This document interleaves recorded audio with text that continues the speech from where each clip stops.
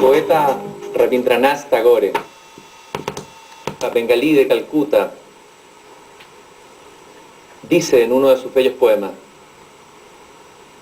yo vivía en el lado más sombrío del camino y me pasaba la vida mirando los jardines de las gentes del otro lado, embriagándome en el sol. Me sentía pobre y andaba de puerta en puerta con mi necesidad. Y mientras más me daban los otros, de su cuidadosa abundancia, más me pesaba mi zurrón. Una mañana, el repentino abrirse de mi puerta me despertó, y tú entraste y me pediste limosna. Rompí desesperado la tapa de mi arca, y mi sobresalto me hizo hallar mi propia riqueza.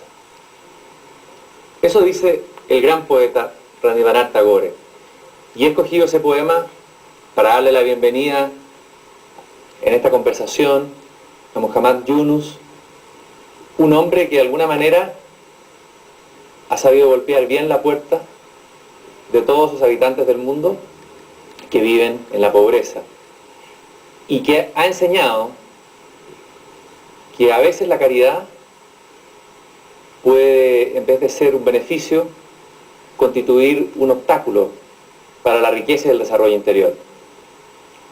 Muchas gracias por estar aquí en esta conversación. Thank you for welcoming me, quoting Rabindranath Tagore. He is my hero. He is a great poet, and this is a wonderful way to start a conversation. ¿Qué lectura o qué poesía o qué sabiduría lo nutrió usted en su infancia y su juventud? You can discover the whole world in a little drop on a blade of grass, because it reflects the whole world and so on. So you can see the vision of a bigger thing in a tiny little point. It's right in front of you. You don't have to go miles to discover the world. The world is right next to you. This, again, Tagore's poem is beautifully done. You know? So it's a very exciting thing to feel that the world is not too far away from you. It's a question of viewing it, seeing it in your eyes.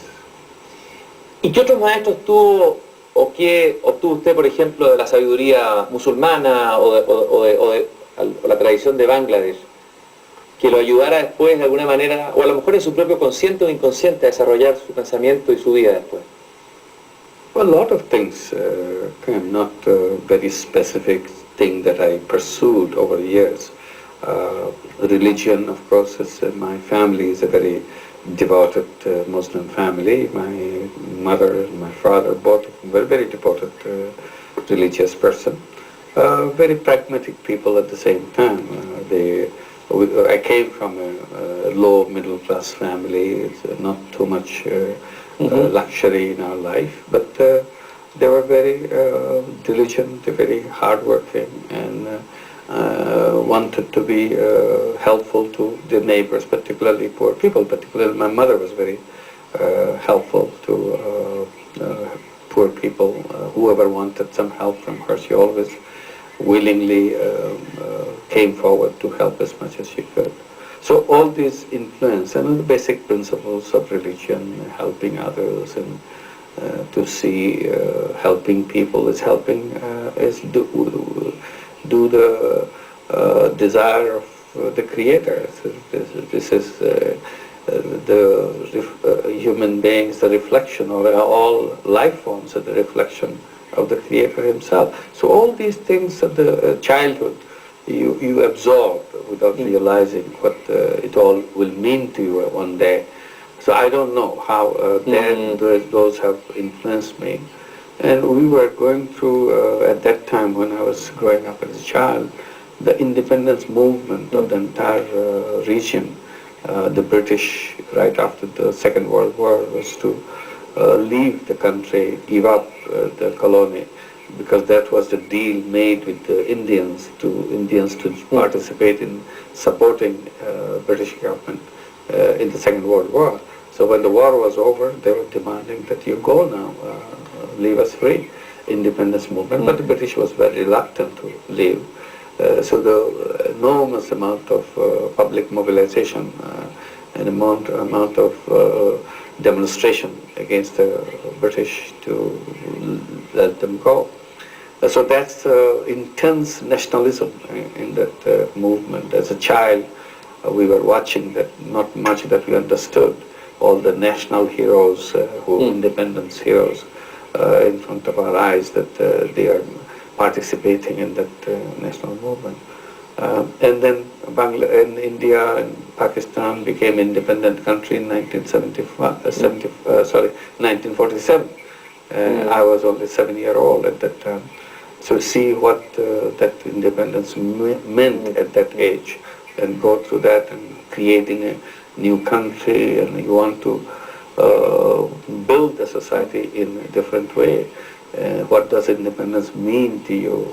Those questions, and democracy, freedom, and economic changes, underdevelopment to development, all those controversies, issues, and political turmoil, and so on.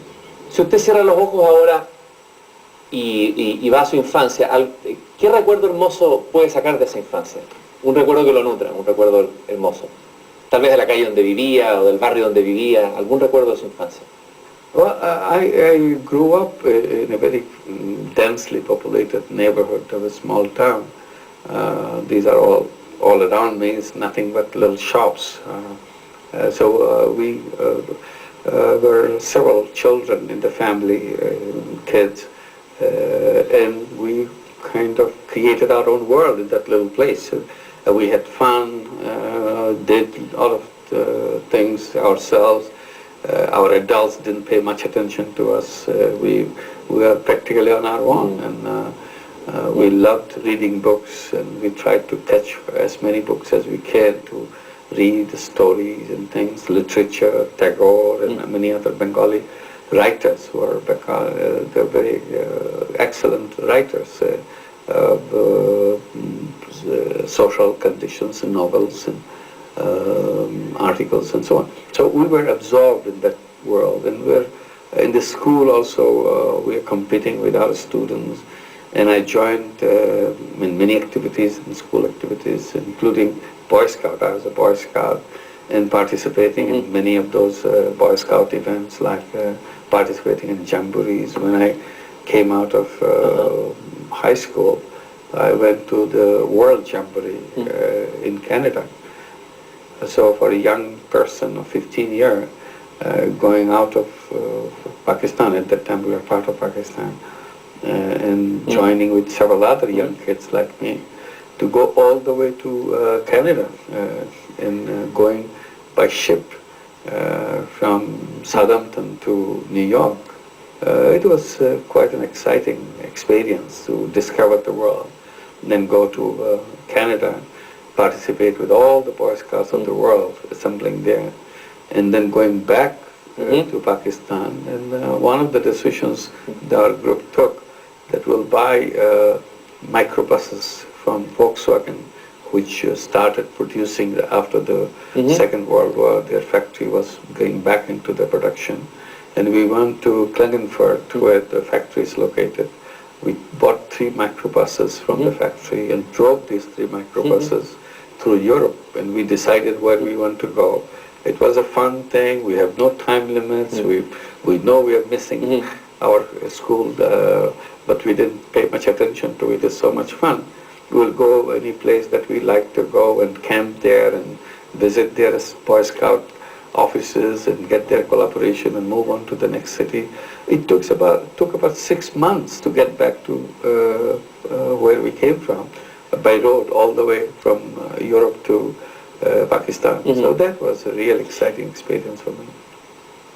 Después usted estudia economía en la universidad y pareciera que ahí de alguna manera usted descubre un divorcio entre la teoría, la economía teórica y lo que es la realidad. Ese abismo tremendo que hay a veces entre la teoría y la realidad. Me gustaría que me contara cómo fue eso y en qué consistía ese abismo.